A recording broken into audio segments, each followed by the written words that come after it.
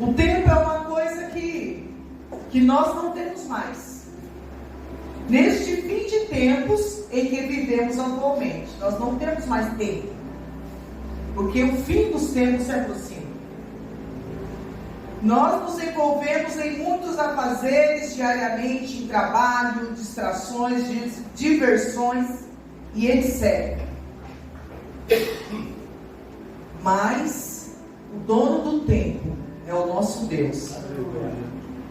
Muitas vezes não estamos ali de joelhos dobrados, babando, chorando, como eu estou acabando de dizer, mas a mente está ali: Senhor, como que eu vou ficar em pé? O que eu faço para permanecer? Mas o coração está ali: Senhor, eu só tenho o Senhor, eu não tenho mais ninguém. E se tivesse, também não poderia ajudar. Mas o tempo pertence ao dono do tempo, o que fez o tempo, o Criador de todas as coisas. Aqui em 1 Crônicas, no capítulo 17, no versículo 1, ele descreve assim: sucedeu, pois, que, morando Davi já em sua casa, disse Davi ao profeta Natã: eis que moro em casa de cedro, mas a arca da aliança do Senhor está debaixo de cortinas. Então Natã disse a Davi: tudo quanto tens no teu coração, faze, porque Deus é contigo. Aleluia. Mas sucedeu na mesma noite que a palavra do Senhor veio a Natã dizendo: vai e diz a Davi, meu servo, assim diz o Senhor: tu não me edificarás uma casa para eu morar, porque em casa nenhuma morarei, desde o dia em que eu fiz subir a Israel até o dia de hoje, mas fui de tenda em tenda, de tabernáculo em tabernáculo, porque todas as partes por onde andei, com todo Israel, porventura falei alguma palavra em algum dos juízes de Israel, a quem ordenei que apacentasse o meu povo, dizendo: por que não me edificas uma casa de cedro? Deus quis dizer: eu nunca precisei de casa de cedro. Mas no coração de Davi nasceu um desejo de fazer uma casa do Senhor. Claro que Deus, ele habita entre o céu e a terra. O céu é o trono dele, e a terra é onde ele coloca os pés. Mas Davi quis fazer isso. E futuramente nós vamos ver aqui que Deus não permitiu que ele construísse essa casa que ele tanto queria, porque ele foi um homem de guerra.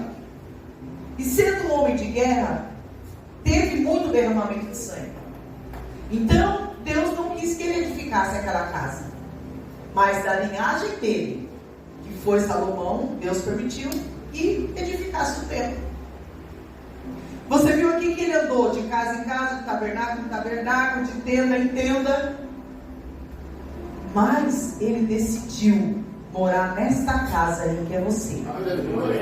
Ele decidiu morar aqui nessa casa, que sou eu. Tanto você quebrado, tanto você nervoso, tanto você irado, tanto você de qualquer maneira, é essa casa que ele quer habitar.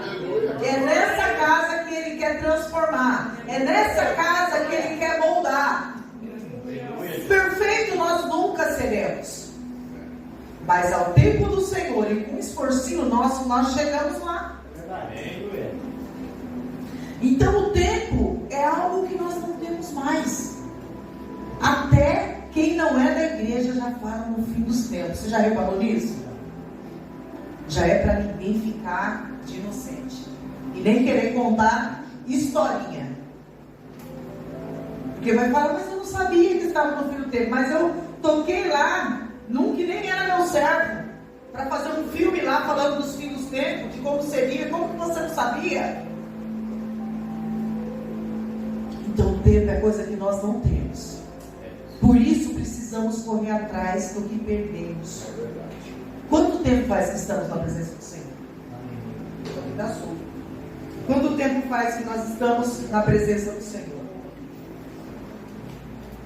10 anos? 20 anos? 6 meses? Um dia? E como tem sido o nosso tempo? Como tem sido o nosso tempo? O nosso tabernáculo? A nossa tenda, talvez, para Deus? Não temos mais tempo. Então nós nos envolvemos em muitos afazeres, diariamente, de trabalho, distração, diversão e etc. E em se cumprindo a palavra que diz que nos últimos tempos, o tempo seria abreviado. E quem já percebeu que hoje é domingo, parece que amanhã já chegou outro domingo de novo. Passa muito rápido. E isso é cumprimento do final dos tempos. É Deus cumprindo o que Ele falou, que ia abreviar os tempos, que ia abreviar os dias, para que eu e você talvez não se perdesse. Porque se Ele deixasse um pouco mais longo, a coisa está tão terrível que nós podemos nos perder. Então Deus nos amou tanto que Ele mexeu até no tempo, coisa que ninguém pode mexer. Ele mexeu para dar tempo para mim e para você se consertar, nos ajustar, nos esforçar, nos dedicar, nos aprofundar. Cada um pega a sua parte do que precisa ser feito. O tempo seria abreviado, como estamos vivendo hoje. E isso é um fator determinante para nós cristãos, porque já perdemos muito tempo e já estamos nos fins dos tempos. Vamos precisar focar em nos aperfeiçoar dia a dia, porque não nos resta mais o tempo que nos restava quando aceitamos o Senhor na nossa vida. Precisamos aprender a administrar o nosso tempo, ou seja, o tempo virou o bem mais precioso daquele que busca o Senhor. Não é o seu dinheiro, não é a sua eloquência, mas é o tempo, é algo mais precioso que nós temos, porque através dele é que vamos nos achegar ou nos afastar do Senhor. E que não pode ser desperdiçado. O que não pode ser desperdiçado? O tempo. Não pode ser desperdiçado, mas com futilidades, com distrações, que não produzem edificação alguma na nossa vida. E ainda assim, ainda pode nos levar para longe de Deus. Ou seja, então o tempo que ainda nos resta, que é pouco tempo, nós não podemos desperdiçar com futilidades. Aquilo que pode ser importante para mim, pode ser uma futilidade que está me distanciando do propósito. O tempo do cristão deve ser gasto com aquele que é o nosso farol, com aquele que é a nossa bússola, que nos mostra qual é a direção a seguir. Se estivermos distraídos, não conseguiremos enxergar o caminho que devemos caminhar. Porque a Bíblia diz que existem dois caminhos. Um para a vida eterna, o outro para a perdição eterna. E se alguma coisa nos distrair, a gente pode estar no caminho errado. Entrar no caminho errado e depois não conseguir sair. Não dá tempo de sair. Deus mostra, Deus nos indica a direção a seguir. Mas quem decide ir ou não somos nós. Por isso, o tempo é um forte fator determinador de quem nós somos, ou quem nós podemos ser e tornar. Deus determinou isso quando nos deu o livre poder de escolha, chamado de livre-arbítrio. Deus nunca vai se interferir em nossa escolha. Exemplo disso foi no Jardim do Éden. Vamos pegar lá. Vocês não precisam achar não, eu já marquei aqui, porque é só um trechinho. A gente vai ler. Em Gênesis 3, 1 diz assim: ora, presta bem atenção nas vírgulas. Ora, a serpente era a mais astuta dos animais do campo, que o Senhor Deus tinha feito. O que foi feito a serpente? E ela disse à mulher, ou esta disse à mulher: é assim que Deus disse? Ou seja, contestando ou repetindo repetindo o que Deus disse para ela, para tentar o quê? Distraí-la, confundir. Então ela fez assim, ó: é assim que Deus disse: não comereis de toda árvore do jardim? E disse a mulher, a serpente: do fruto das árvores do jardim comeremos, mas do fruto da árvore que está no meio do jardim, olha isso, de todas eles podiam comer, se alimentar, menos de uma. Então ela explicou isso para a serpente: mas o fruto da árvore que está no meio do jardim, disse Deus, não comereis dele, nem nele tocareis, para que não morrais. Então a serpente disse à mulher: certamente não morrereis, porque Deus sabe que no dia em que dele comerdes, se abrirão os vossos olhos e será como Deus, sabendo o bem e o mal. Ela fez mentira aí? Não. Ela disse uma verdade. Você não vai morrer, porque eles não morreram na hora que comeram ou que tocaram. Mas ela ainda falou outra verdade: você vai conhecer o bem e o mal. E eles só conheciam o bem. Então ele não quer que você seja como eles. Ela distraiu a mulher, ela confundiu, para que eles perdessem o lugar que era deles. Por isso nós não podemos distrair com nada. Uma distração pode te tirar a salvação. Uma distração pode trazer o pecado nos seus olhos. Uma distração pode te fazer tropeçar e nunca mais levantar. Uma única distração. E o diabo nem sempre usa de mentira para fazer isso. De repente ele fala uma verdade que te tira do propósito. Então Deus, ele jamais vai interferir no nosso direito de escolha, como ele não interferiu no Éden, e estava no jardim dele, que ele criou. Agora você imagina aqui na terra. O outro exemplo disso foi Caim e Abel. Ele avisou: o pecado jaz à porta. Mas Caim deixou que a inveja entrasse no coração dele. Se ele tivesse feito certo, Deus não tinha recebido também? A pessoa faz o errado e se acha no direito de ficar magoado e de ainda matar o irmão. É demais o ser humano, não é? É uma criação perfeita, gente, que Deus fez. Mas a Bíblia diz que procura seus próprios interesses. Onde estava a distração no Éden? Onde será que está a nossa distração diária? É Deus. Ou a nossa distração à noite? Ou a nossa distração pela manhã? Ou a nossa distração como se fosse escamas nos olhos?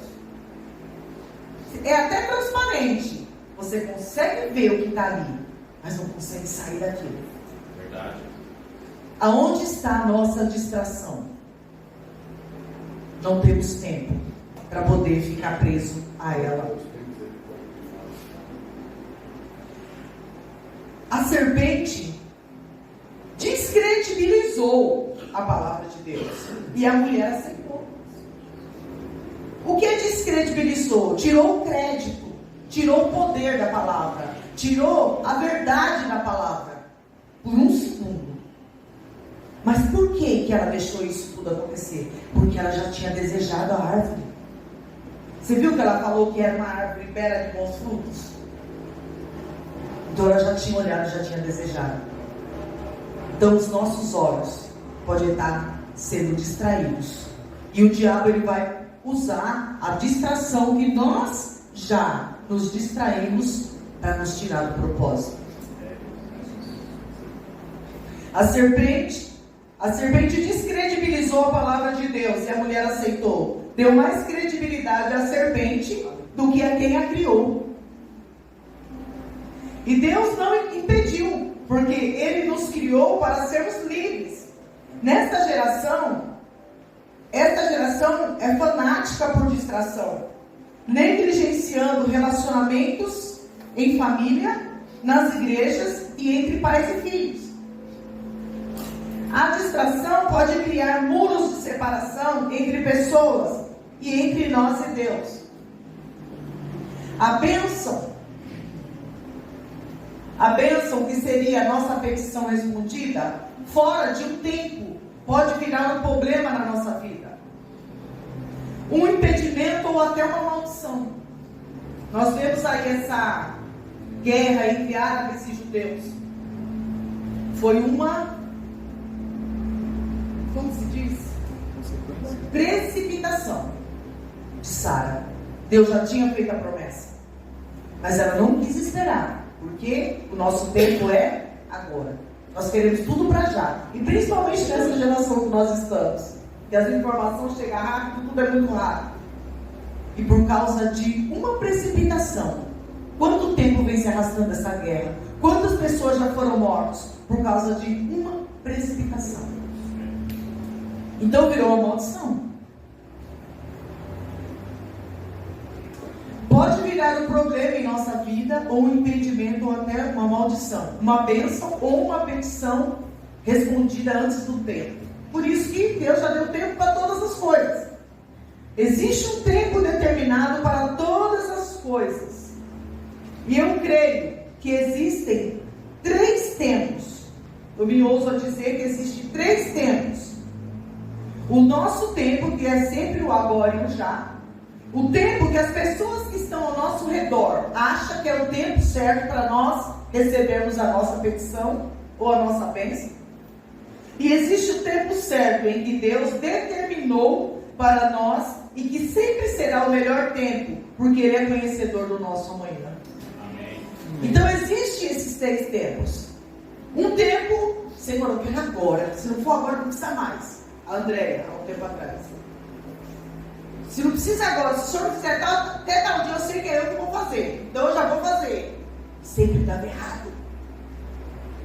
Sempre paguei preços altos por causa disso, de precipitação. Porque nós queremos para já. E o já nosso não é o já de Deus. Porque o já de Deus é perfeito. E o já nosso é caminhos tortuosos. Lá no interior, onde eu morava, onde eu fui criada, diziam um ditado assim: o que é apressado come cru. Então, o que é cru? É algo antes da hora. É algo que pode te fazer mal. O que é cru? É algo que pode estar cheio de bactérias, porque talvez o fogo, o aquecimento do fogo para fazer o alimento é o que vai matar as bactérias e vai te deixar vivo. Mas o problema na pressa, no tempo antes da hora que nós queremos. E a pressa é a pressa no tempo de Deus. E a pressa no tempo de Deus nunca vai funcionar, porque a nossa pressa não é o tempo de Deus, não é o caminho certo. Diz a Bíblia que a vontade de Deus sempre será boa, perfeita e agradável. Ainda que nós não entendemos. Ainda que nós não entendemos, não consigamos entender a dimensão da vontade de Deus. Ela sempre será boa, perfeita e agradável. Ainda que a vontade de Deus doa, ela sempre será boa, perfeita e agradável. Ainda que a vontade de Deus te faça chorar, ela sempre vai ser boa, perfeita e agradável. Ainda que a vontade de Deus não te dê aquilo que você tem direito de alcançar, ela ainda assim será boa, perfeita e agradável. Porque às vezes o que temos direito de alcançar vai nos levar para longe dele. Então, ele não nos dá. Mas ainda assim será o quê? Boa, perfeita e agradável. Então precisamos pedir ao Senhor, encarecidamente e rapidamente, com a nossa pressa do já. Senhor, nos ensina a entrar no teu tempo. Nos ensina a acertar o teu tempo. Nos ensina a encaixar no teu tempo, porque não é o que nós queremos. Ou alguém aí é perfeito, já virou anjo, que já sabe esperar direitinho o tempo de Deus, e espera sorrindo. Eu ainda não cheguei nesse nível, porque eu ainda não sou perfeita. Eu ainda choro querendo agora, eu ainda faço birra, querendo agora. Eu ainda faço bico querendo agora. Mas eu aprendi que eu preciso esperar. Glória a Deus. Da forma mais dura e difícil, mas eu aprendi que eu preciso esperar. Até o que eu preciso, o que eu posso fazer, eu falo, Senhor, eu já aprendi, tá? Eu só estou te falando. Se der para fazer, faz agora. Se não der, me ajuda a esperar. Porque é bem por aí. Então, todos os dias precisamos nos encaixar tirar de nós a deformidade da humanidade, porque Deus não nos fez imperfeitos. Nós somos a criatura mais perfeita criada por Deus, mas o pecado gerou em nós a imperfeição, e a imperfeição criou a inveja, criou o ódio, criou a pressa. A imperfeição criou tudo aquilo que faz mal para a nossa vida e que nos afasta do Senhor. Então é bom esperar o tempo de Deus. É bom esperar o tempo de Deus, ainda que não saibamos esperar.